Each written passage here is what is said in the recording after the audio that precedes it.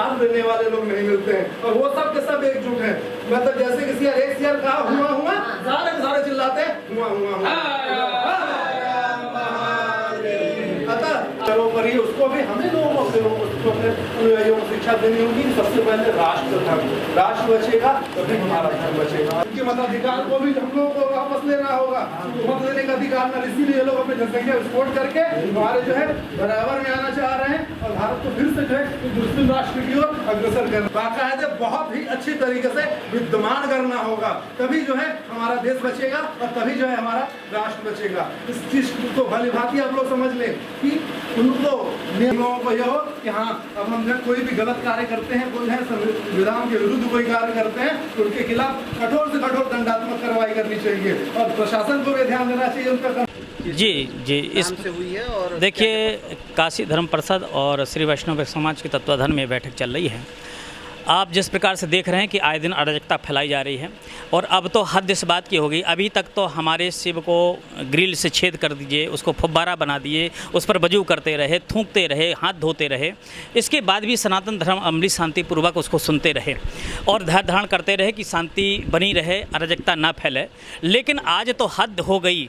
आज तो इस प्रकार से कि एक बेटी ने, जो उनके कुरान में लिखा है, भारत की बेटी नूपुर शर्मा ने अगर कह दिया कि वो भी तब जब हमारे शिव जी को फुटपाथ पर कहने वाले कि हर फुटपाथ पर शिव जी हैं, जब यह कहने वाले लोग सामने आ गए कि पर्सनल पार्ट को पूछते हैं हिंदू लोग, तो इस प्रकार के जब अपमान भरे शब्द हमारे शिव जी को किया जा रहा, हमारे राम जी को किया जा रहा, हमारे कृष्ण को बोला जा रहा है, इसके बाद भी सनातन धर्म भी शांतिपूर्वक सुन रहा है, अराजकता नहीं फैला रहा है, किसी प्रकार का क्रोध नहीं कर रहा। लेकिन ये जो इनके मौलवी हैं बैठ करके मस्जिदों से ऐलान कर रहे हैं और कह रहे हैं तुम आओ मस्जिद में इकट्ठा हो, अराजकता फैलाओ, ईंट पत्थरबाजी करो, तो इस प्रकार का ये कब तक चलेगा? इसलिए शासन प्रशासन के माध्यम से बताना चाहता हूं और ये कहना चाहता हूं कि जिस प्रकार से जुम्मे की नमाज में अभी आपने कानपुर में दंगा देखा, कल आपने इलाहाबाद में देखा, रांची में देखा, हर जगह इस प्रकार से मतलब क्या सिखाया जा रहा है? उस नमाज में, जुम्मा की नमाज में कौन सी चीज़ पढ़ाई जा रही है जो कि लोग बाहर आते ही बौखला जाते हैं और इस पर पत्थरबाजी करने लगते हैं, प्रशासन के ऊपर पत्थरबाजी करने लगते हैं, लोगों को पत्थर फेंकने लगते हैं, घरों में पत्थर फेंकने लगते हैं। ये कब तक आकर का अराजकता चलेगा? इसलिए अब इस पर जो जुम्मे की नमाज है उस पर तत्काल बैन करना चाहिए और वहाँ पर सीसी कैमरे लगा करके देखना चाहिए कि वहाँ पर क्या क्या पढ़ाया जा रहा है और क्या सिखाया जा रहा है, क्या किया जा रहा है। तो इन सारी चीज़ों पर आज संत समाज ने बैठक की है कि इस प्रकार की अराजकता होगी तो देश अशांत हो जाएगा और हम देश को अशांत नहीं करना चाहते हैं। आज अगर जिस प्रकार से बलात्कार का धमकी दी जा रही बेटी के ऊपर, अगर किसी प्रकार का कुछ भी होता तो ये जान लीजिए फिर ये संत समाज शांत नहीं रहेगा। नागा साधु 18 लाख नागा साधु सड़क पर उतरेगा और पूरी संत समाज सड़क पर उतरेगी। माहौल क्या होगा इस चीज़ को आप अनुभव कर सकते हो। अभी हम लोगों ने आज 16 प्रस्ताव पारित किए हैं।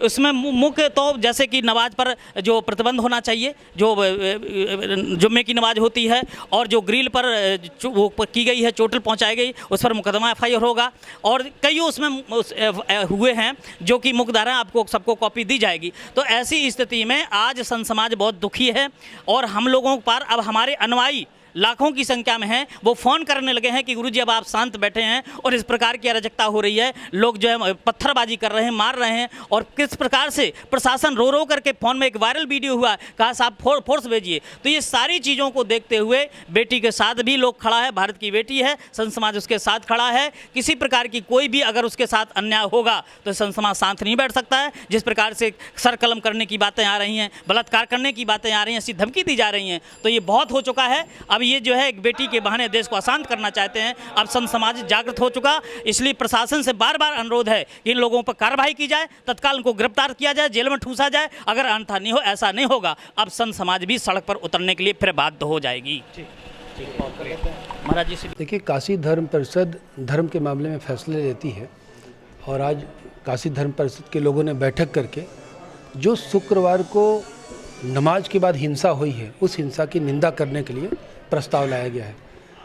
और ये अब विचार हो रहा है लगातार कि आखिर शुक्रवार के दिन नमाज में ऐसी कौन सी बात बताई जाती है नमाज के बाद तकरीर में जिससे हिंसा फैल जाती है।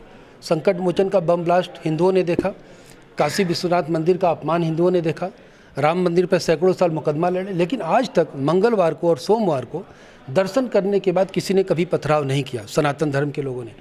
तो आज ये चिंता का विषय है कि मौलाना आखिर कौन सी तकरीर करते हैं। तो ये मांग है काशी धर्म परिषद की कि सभी मस्जिदों में टीवी जो CCTV कैमरा लगाया जाए जिस तरह से बच्चों को छोड़ा जाता है, जब नमाज हो जाए तो वहाँ पर पुलिस खड़ी रहे और एक एक करके छोड़ा जाए, क्योंकि ये एक साथ जाएंगे, झुंड में जाएंगे तो फिर ये पथराव करेंगे।